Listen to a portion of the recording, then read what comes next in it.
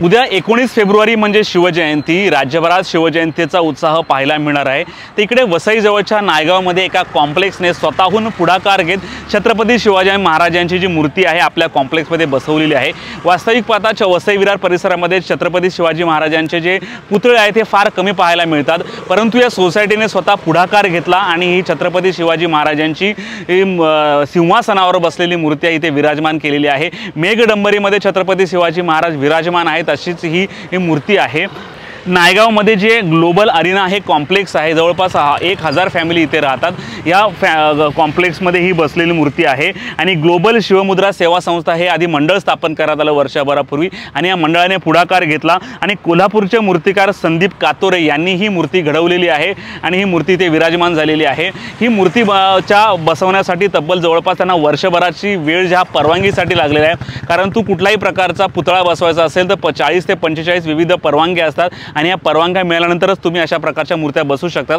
गेल्या वर्षभरापासून हे परवानगी घेण्याचं काम सुरू होतं। अखेर शिवजयंतीच्या पूर्वसंध्येला जे आहे की इथे ही छत्रपती शिवाजी महाराजांची मूर्ती विराजमान करण्यात आली आणि काँग्रेसचे जे आपले नेते आहेत विजय पाटील यांच्या हस्ते या मूर्तीचं अनावरण करण्यात आलं।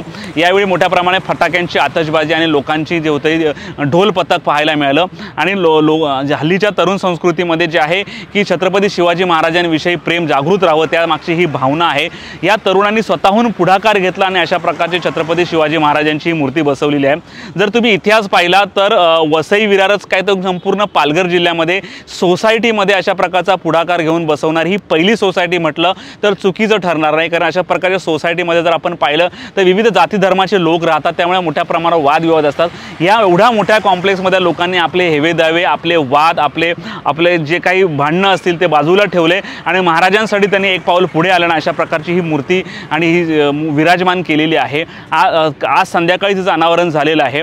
या अनावरण सोहळ्याप्रसंगी जे आहे की मोठ्या प्रमाणावर ढोल पथक पाहायला मिळालं आणि जे आहे की मैदानी खेळ असतात छत्रपती शिवाजी महाराजांच्या वेळी जे मैदानी खेळ खेळले जायचे त्याचे देखील मग तुमची ढाल असेल तुमची तलवार असेल अशा प्रकारचे कशा प्रकार मावळे युद्ध करायचे त्याची प्रतिकृती देखील ठेवण्यात आली होती। हे खेळ देखील तिकडच्या स्थानिक लोकांना दाखवण्यात आले।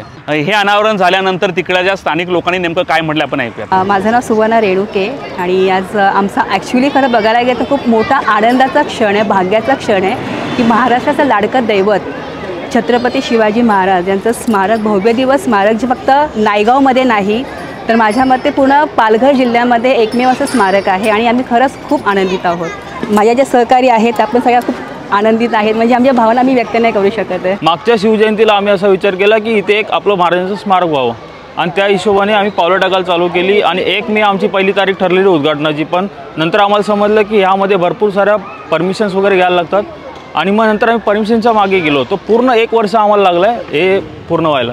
अडथळे असे आम्हाला काहीच माहिती नव्हतं। जेव्हा पोलिसांनी आम्हाला तो GR दाखवला 2017चा, त्यानंतर आम्ही कलेक्टर ऑफिसला गेलो, त्यांनी जवळपास आम्हाला 42 पॉईंट सांगितले त्या GRमध्ये की एक शिवाजी महाराजांचं स्मारक बांधण्यासाठी महाराष्ट्रात तुम्हाला 42 पॉईंट्स पास करून जावं लागतं आहे। ही खूप मोठी गोष्ट आहे आणि त्याच्यामध्ये अलग अलग डिपार्टमेंट आहे, जसे कला संचालनालय आहे, त्यानंतर PWD विभाग आहे, त्याच्यानंतर जिल्हा परिषदेची लोक आहेत, त्याच्यानंतर ग्रामपंचायतची परमिशन, लोकल पोलीस नुसतं स्थानिक पोलीस नाही, CP DCP CP लेवलला असं परमिशन्स काढायला लागतं तुम्हाला।